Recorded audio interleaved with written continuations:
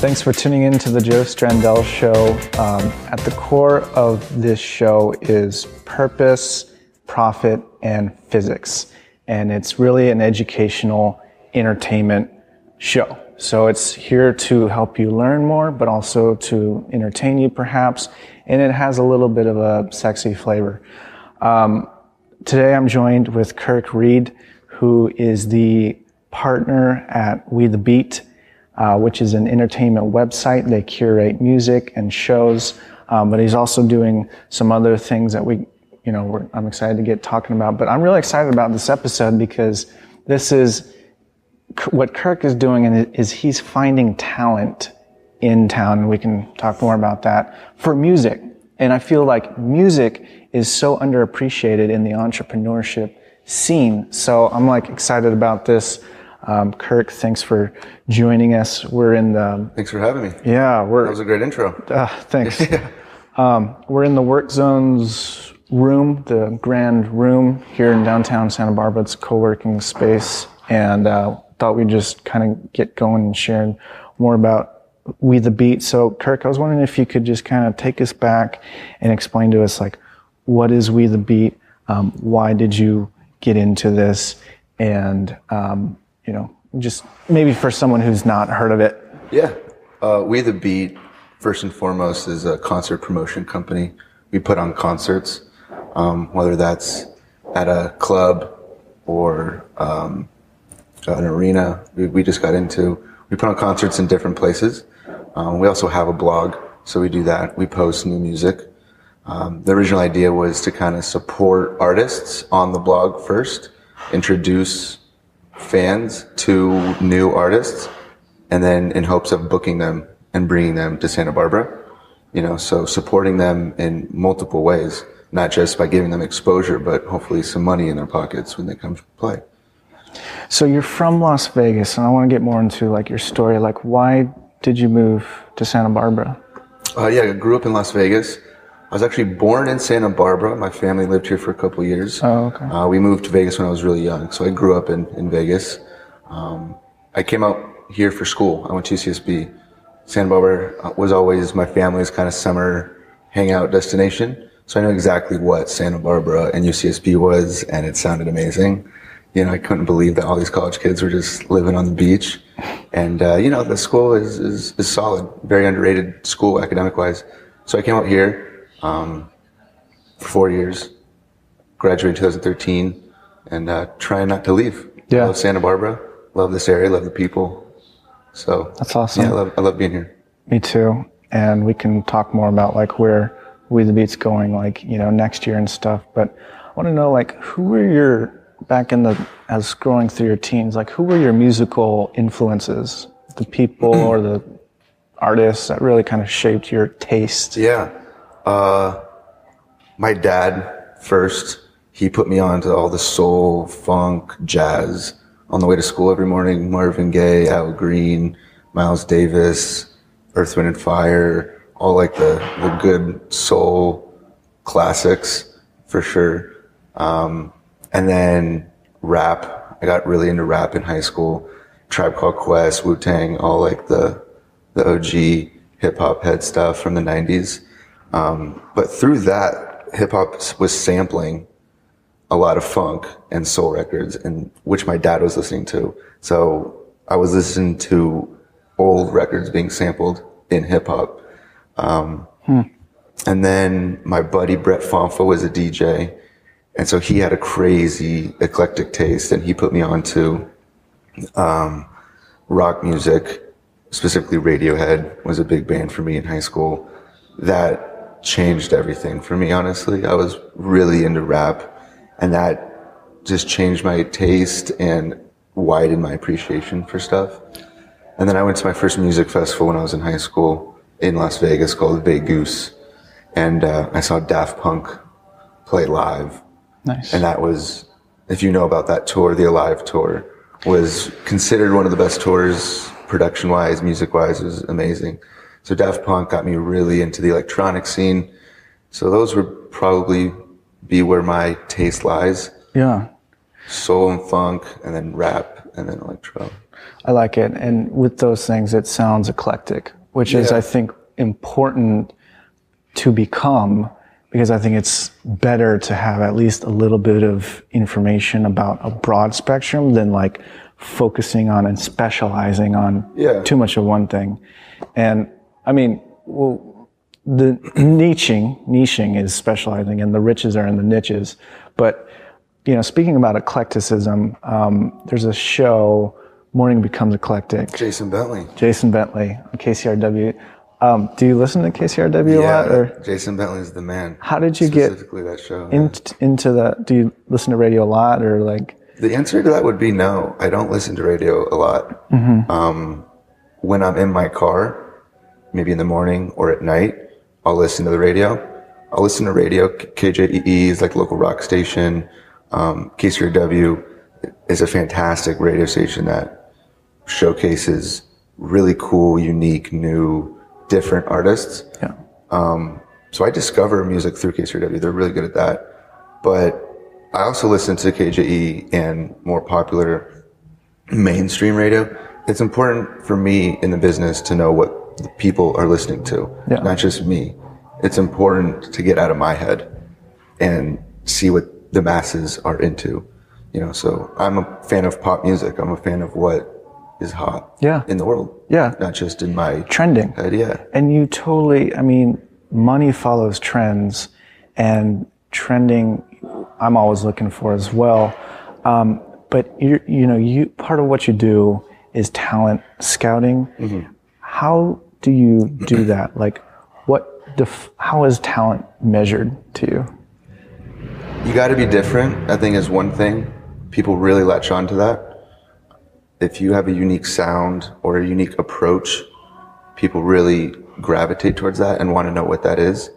So I love an artist that off the bat is trying to be them, be different, be unique, add something to the table. And then talent is that undescribable, whoa, that I can't do that.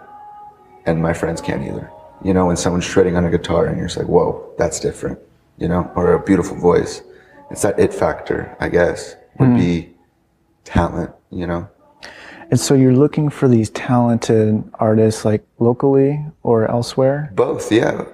And then what do? Do you bring them onto the We The Beat platform, or like? Well, I'll say for locally, we're very much involved in the local Santa Barbara scene. Almost every show that we've produced has had a local opener. We love supporting local Santa Barbara bands and acts and DJs and all that. We do have a really cool scene here. And so I think it's important to showcase that, to put them in front of an audience that maybe the headliner of the show brought. But hey, you know, they're here checking out a new local act they've never heard before. Yeah. And so that's just through people, word of mouth. You know, it's important for me to go out and talk to people. Yeah. You know, hey, my buddy's in a band, check them out. I really do check them out. You know, and if they're good, I'll contact them and say, are you available to play a show? And so is the show the metric that you're paying most attention to? Like how many shows you can do, or what would you say numbers like you're trying to track? It's important. For an artist specifically? Yeah, or for you or artists, just like, is it downloads? Is it people they reach a month? Yeah, that's huge. You know, whether it's YouTube plays or streams, SoundCloud's big for undiscovered or not quite established artists, bedroom producers. SoundCloud's really big for them, so I'm on that a lot. Yeah. And that is big. You want to know if people are listening. It's not everything, though, especially if you're talking about local acts that don't really have a lot of music out. I like to know that they can bring a crowd. As someone who puts on concerts, it helps me a lot if the band can bring fans, obviously. Yeah. So if they play a house party and the house party is packed, I like that. Yeah. Even if they don't have plays on SoundCloud, that has a lot of value to it. You know, this brings up a good point, because I've been thinking about like success and what does that mean for the music industry. And I think it can come in like a few different shapes and forms. And one of them, well, there's two that come to mind, is like Forbes highest paid musicians. Okay. Who are the rich, who are Taylor Swift. Like Katy Perry, Adele, One Direction, Garth Brooks, Dr. Dre, Ed Shout out Sheeran. Katy Perry, Santa Barbara. Yeah. Love to get her on the show at Love to some get her point. on the show, right. Jason Bentley as well. But, you know, you have these people who are selling out, you know, large riches. And then you have kind of like the up and coming Grammy nominated people. The people like who go live on KCRW. Jamie XX, Leon LaHavas, Alabama Shakes, Courtney Barnett, Disclosure, Leon Bridges, Death Cab for Cutie. And I feel like these are like and it's not always, success for me is not always like who sells the most, but like who makes a big impact to the music industry. And that's what the Grammys are for. Right. What do you feel about like success? Like who comes to mind for you, or and as it relates to the music industry too, like how do you see it? Well, first, I do respect the Grammys, but a panel that giving out awards would not be the biggest parameter of success for me. Winning a Grammy is still a big deal in the music industry, and that's still, you know, it should be respected. But success, I think, would be, making an impact in the industry, but on your own terms. You know, when I like Alabama Shakes, who they're them, and they didn't compromise or go pop or sell out. You know, that term's overused. You know, the music industry kind of came to them. They found them and put them on the radio. It wasn't the other way around. So bands like that, I think, are really cool, where they stick to their guns and the world recognizes it on its own terms.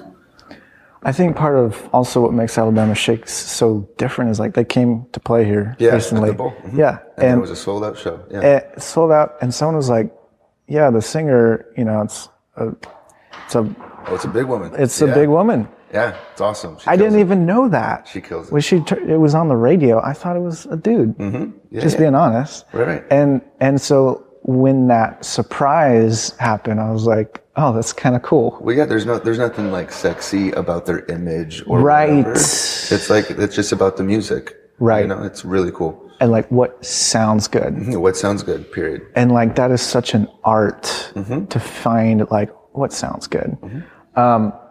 So yeah, there's so many like good DJs, KCRW, Jason Bentley, Raul Campos, and Lit, and they have this good sound. And but I want to get on this idea of listening to music versus reading a book, of like the time spent listening to a song. Do you think there's an opportunity cost to that with learning something from a book, say, or a podcast or some kind of other educational thing? I think it's very important to do something else than what you do. As far as I listen to music all day, I'm around music all day. So I think it's so important to get your mind off that and learn and grow in other ways. And I think that makes your music drive that I have stronger. So reading a book, going outside. I'm obsessed with sports. When I'm not listening to music, I'm watching sports and thinking about dumb stats and teams that I don't play for. But like it gets my mind off of that. And I think that's important, to not be obsessed to the point where that's all you're thinking about. So when you go back to it, it's fresh. Reading's great. Do you think it takes time away? Listening to music will take time away from reading a book? Yeah, you got to make time for that. And I don't like to listen to music while reading. You know, some people do that. I think it's crazy. I can't do that. So for me, listening to music doesn't waste time, because for me, that's my life. That's my career. Right. But I do have to put it down sometimes. You know, I have to step away. You kind of have to like block it in your schedule almost. Yeah. And that's a good point. I've been kind of struggling, like, when should I listen to music? When should I read a book? And it's like, you can't do both, kind of. Right. So you kind of have to like focus on one thing and then focus on another thing. Yeah. What about money? What is your relationship to money, and also your view on it in regards to the music industry? Well, that's why I'm in the live aspect of the music industry. To me, touring and concerts are becoming more and more imperative to an artist's financial success. Artists in general aren't selling records anymore. Adele and Taylor Swift are selling records, but they're already in the stratosphere. But for hungry artists, they're not selling their albums anymore. It's just not, in 2015, with all the illegal downloading and the streaming and everything. And let people say that kills the music industry. It's just changing it. To me, they're making more money than they ever have touring. And that goes for the Taylor Swifts as well. But the events. Yeah, absolutely. The experiences. There's bedroom producers. There's 16-year-old kids making beats on a laptop in their computer, in their bedroom. They put it online for free and then go play in Santa Barbara for a couple $1,000. It's crazy. Yeah. So I think money is honestly why I'm in this aspect of it, because I think this is how artists are making it in 2015, is through concerts.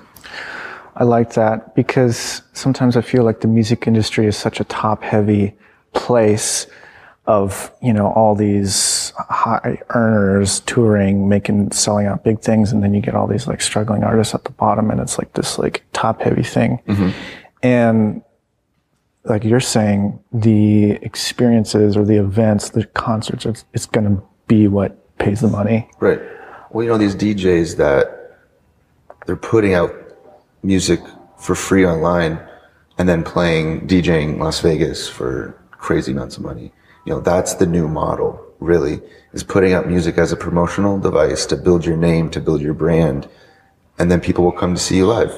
That's just the new model, in my opinion. And that's why I really wanted to get into the live music industry, get into concerts, and start my own business within that realm. I used to write for a music blog. I interned for RCA Records when I was in college. So I have experience in other areas, fields of music. And the whole time I just saw that artists were making their livelihood touring through concerts. Right. And so I go, that's what I want to be involved in. Right. Yeah. I'm seeing the huge potential of live, and I'm doing myself injustice by not having some type of tripod that can hold 2-3 phones, each with Periscope, Meerkat, and YouTube Live for these shows. Right. And I'm going to figure that out. But the live, what were we going to say? I do think that's going to be a huge thing, though. Live streaming concerts and festivals, specifically virtual reality. I'm excited about that. I've been talking to people about that. I'm a firm believer that that's going to happen one day, where Justin Bieber's playing Madison Square Garden, and instead of paying money to go fly out there and $150 for a ticket, you're going to be able to put a virtual reality headset and pay $25 for the virtual reality ticket. I feel like we might wake up and just go into virtual reality and then go to bed. I know, it could get dangerous. It's like going to turn into the Matrix, where we're just going to like plug in all day. I think that's going to be a thing, though. I really do. People are getting lazier and lazier, but that's also really cool. It's the same argument of sports, watching a football game on TV or going to it live. You're going to spend a lot of money to get an okay seat and pay for expensive beer and kind of have a good time. Or will you just sit on your couch, have a perfect view with great camera angles, and drink your cheap beer and talk to your friend at home? It's the same argument that sports kind of got over. And I think music is next. I think it's going to be a big deal watching concerts from home. I think you're right. I remember getting a John Mayer Blu-ray. Yeah, I love music DVDs and stuff like that. Yeah. But I wanted to know, this show, we talk about lots of different things. We've been talking about music, but we can also, touch up on relationships. Are you, I don't know. What's the team look like at We the Beat, actually? Yeah, it's me, Blake, my co-founder, and John. He helps us with marketing in town. He's John Salante. He grew up in Santa Barbara and kind of helps rally the troops. It's really important to make sure that a band's fans come to the show, but as a promoter, you have to get people who don't know the band to come to the show. That's how you become really successful, when you build a brand, a scene, a party that people come to regardless. They don't know who's on stage, but they hear that We the Beat shows are cool. I think we've done a good job of building that. You know, we don't get the biggest acts, but we do get the best. And we do get the tasteful ones. Yeah, absolutely. I think that is where it's at. Mm-hmm. I think it's better to be at least tasteful and know what sounds good than to, I don't know. You know what I'm saying? Like, there's too much commercialism. Right. And that is not tasteful. Well, that's the balance as a concert promoter that you fight with every day. There's the concerts that will sell out, but the music is trash. Right. Do you book it? Right. Do you do it? And so it's, you know, sometimes you need, you know, you're going to make $1, but at the end of the day, you don't want to compromise your brand, your image. So we rarely do that. Actually, we don't do that. I'll take that back. We really do believe in, supporting good music that we believe in. Yeah. You know? Totally. I'm right there with you. So relationship, like, this is just kind of an aside. Are you like in one, dating? Yeah, I have a girlfriend. Girlfriend. I do. Yeah. And she's awesome. Yeah. Yeah. She really lets me be a promoter, which is hard. You know, it's part of my job to talk to people, girls, guys, and everyone, and kind of be a social butterfly. Yeah. And so she has the cool confidence to let me do my thing, and she knows I'm coming right back. That's really cool. And I feel like as of recently, this has just been like an experiment that I've been trying. But, you know, I kind of, and everyone's different. You know, my brother just got married a few years ago, and he's having a baby soon. But I get the sense, I say this, like, women are like fruit. They all have a different shape, color, size, and taste. Yeah. And like, at the end of the day, I love the fruit bowl. and Sure. the fruit salad. Yeah. You know? So it's like, why not? Right. Now, and it's like, if I can incorporate, I think that when we create businesses that fully express who we are, then we're thriving. Uh-huh. And so I bring that up because I'm trying out this experiment. And it's called the Cup of Joe. And so there's this girl I've friended on Facebook for like a year, and I've just kind of been seeing her stuff. And then I've gotten to the point where I've gotten a sense of like what she's made out of.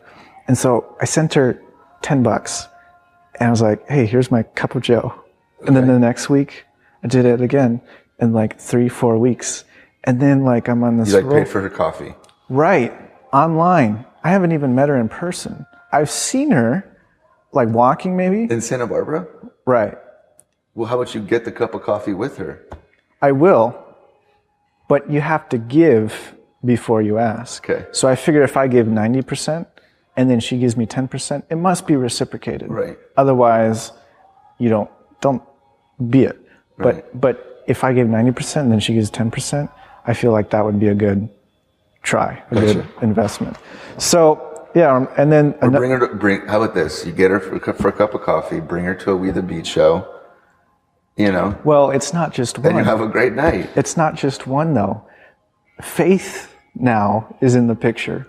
And so it's like, there's multiple fruit. Oh, there's multiple Cup of Joes. There's multiple Joes going around.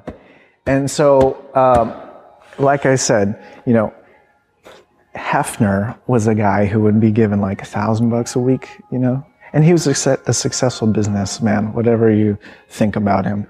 But the point is like creating what you love. And now Arsenic Magazine. I don't know if you've heard of that. What is it called? Arsenic. Don't know. Billy Hawkins.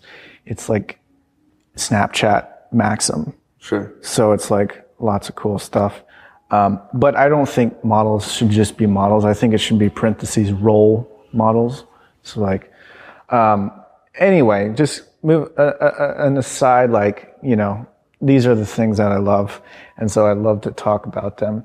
But like, give me a house like up on the hill, and we could have like an acoustic session of that'd be cool. Of like the local artists, you know, like they do with, you know, Jason Bentley of the you know, the in studio performances. Yeah, and the live, and it's not that common in radio, you know, to have live performances, and so I think that would just be like we could friggin' have a little live thing here. Well, yeah, how about that? I booked the concert.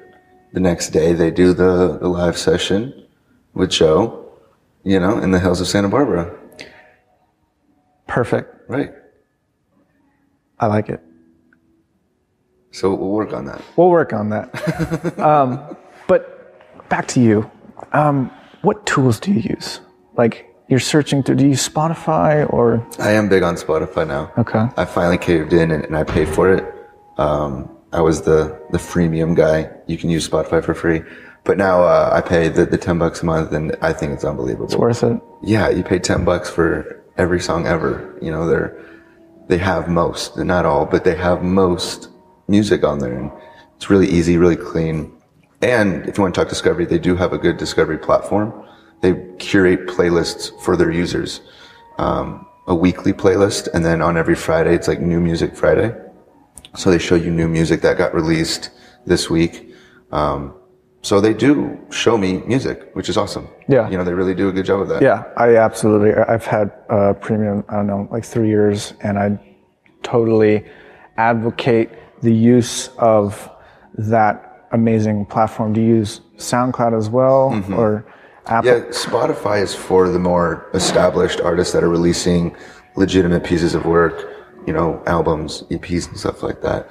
But SoundCloud is for the kid in his dorm room that is just throwing up stuff that he made last night. And sometimes that goes viral and becomes the next big thing. So, especially in the electronic world, SoundCloud's huge. Totally. So you gotta be on that. If you're looking to discover new music, that's the fresh stuff, yeah. And then Mom blogs a lot as well. Mom blogs. Like Dilly Dilly, Hype Machine are good discovery platforms that are showcasing new artists with their new music. Speaking of talent, because you're a guy who is always looking, I found this dude, and he's like pretty good. He lives in town. I just want to show you this. Show me that mixtape, fam. Do you know him personally? I just met him now.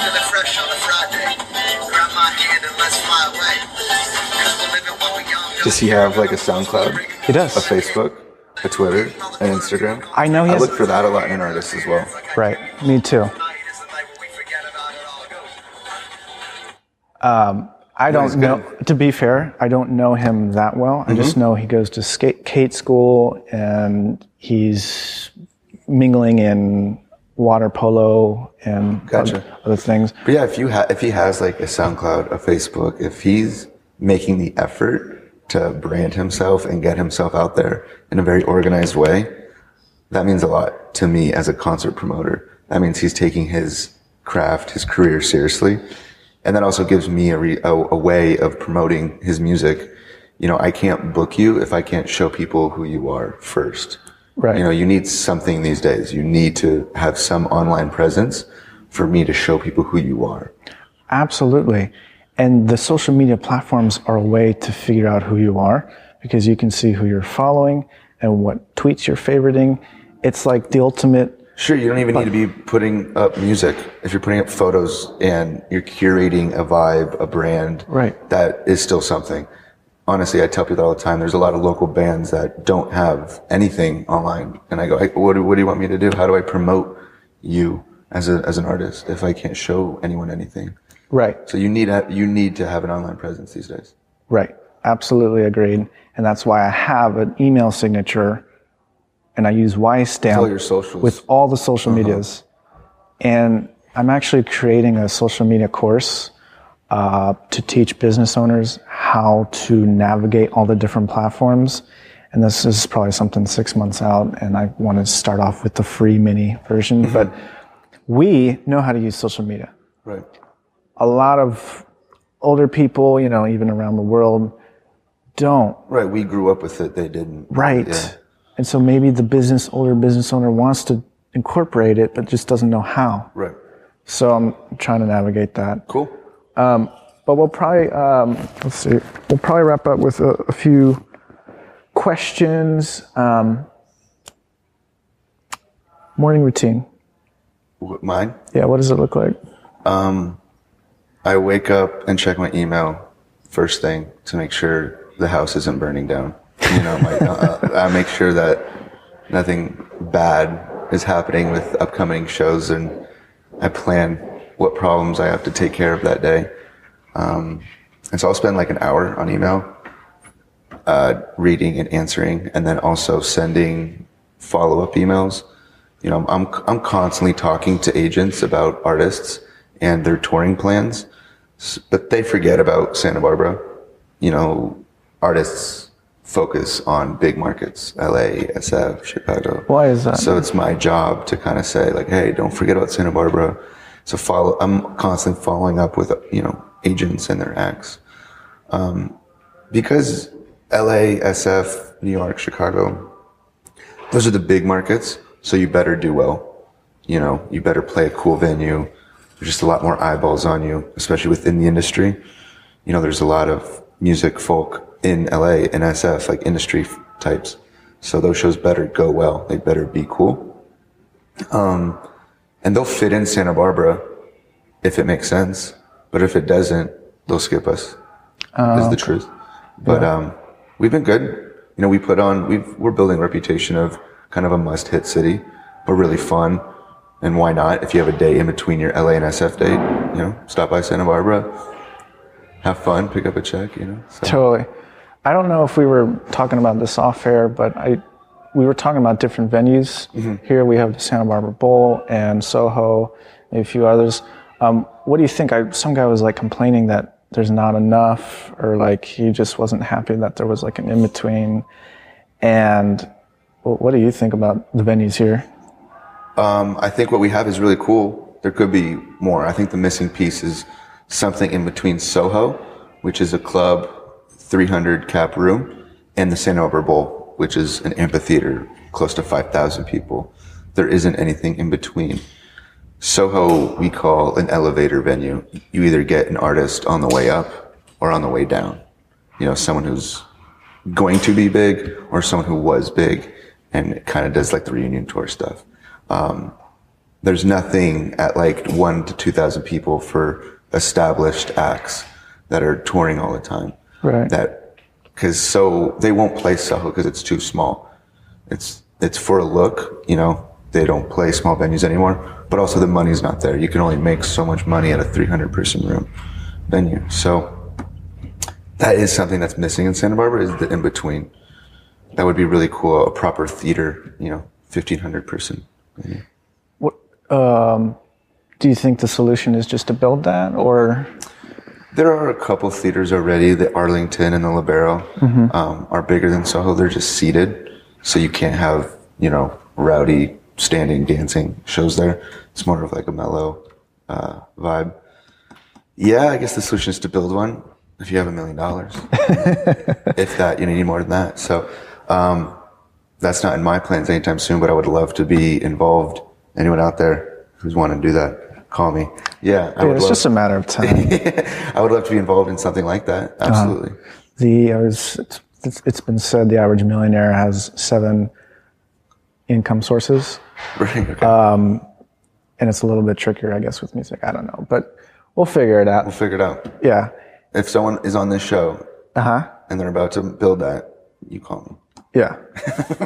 Kirk Reed. I'm your guy. He's your guy. I'll bring the hot shows, I promise. Favorite thing to drink as we kind of wind down a little bit? I'm a tequila guy. Really? Yeah. I like to drunk. It's fun to drink with girls, guys, anything. Like, it's just a good party. Yeah. Do you get hangovers? Man, now I do. I do now. Yeah. I didn't for the longest time. I'm 25 and I'm not saying that's old, but I'm definitely not feeling young anymore.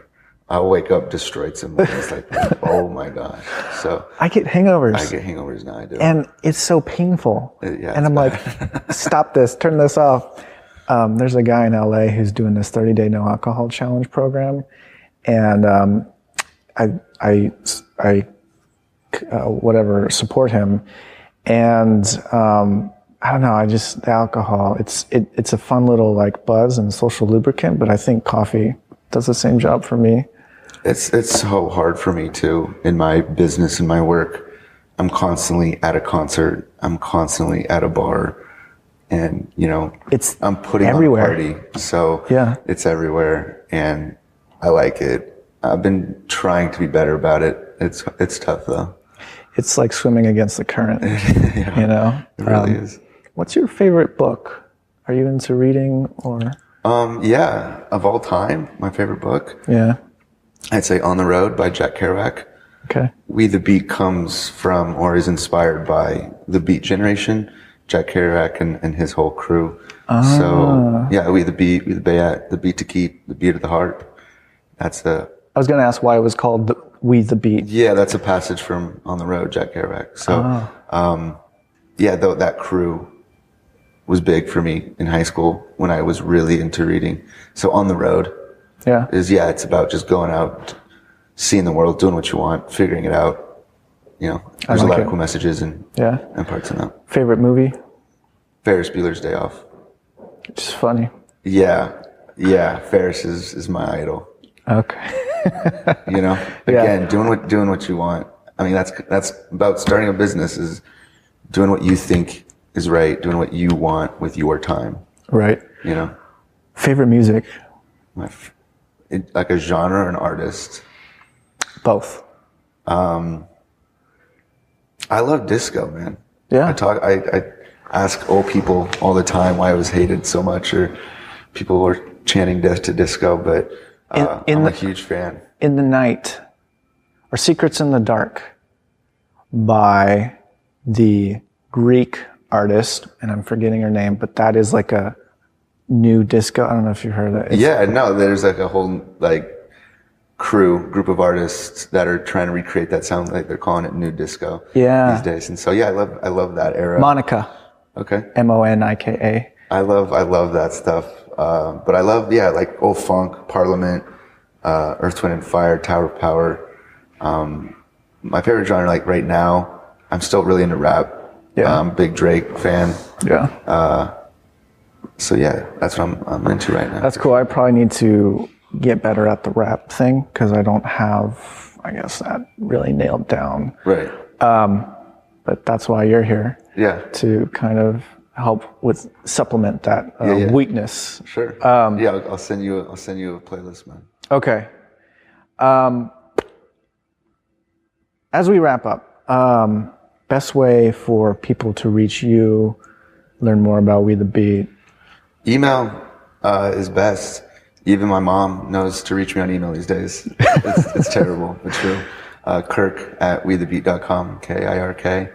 wethebeat.com is an awesome blog if you're looking for new music. Follow what we're doing. Our Facebook, Twitter, Instagram is all We The Beat. Look us up. We're always announcing new shows, posting about stuff, and like I said, we're big on the local music scene as well. So, anything we could expect for 2016? More shows. More shows. Yeah, we were doing like 1 to 2 shows a month. We're looking at 3 to 4 now, so doubling our production, doing bigger shows. I saw that you did one recently with KCRW. Yeah, that was awesome. We were talking about KCRW earlier. I was a big fan of them, and so I reached out, asked them if they wanted to help produce a show with me in Santa Barbara with a band called Chick Chick Chick, 3 exclamation marks. Cool, Brooklyn-based, like dance punk band. They've been around forever, and I know that KCRW has supported them for years. KCRW just opened up a station in Santa Barbara. At Antioch. Mm-hmm, absolutely. So they've been trying to kind of get more involved in the scene here and get their name out. So they were all about it, and it was super cool to work with them. That's awesome. I love all those things.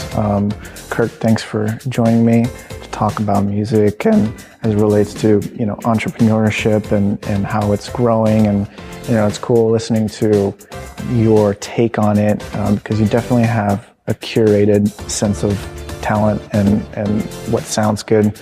So, I appreciate you coming. Kirk at We The Beat is the best way to reach him. The Joe Strandell Show on iTunes. Subscribe. The email list, you want to join that because I send these out weekly. And the YouTube, because we post videos. Anything else? I think that is it. Stay tuned for the social media course and for more great, sexy, educational entertainment. This is Joe, Kirk. Thank you. Thank you Yeah, for coming. Awesome. My pleasure. Peace.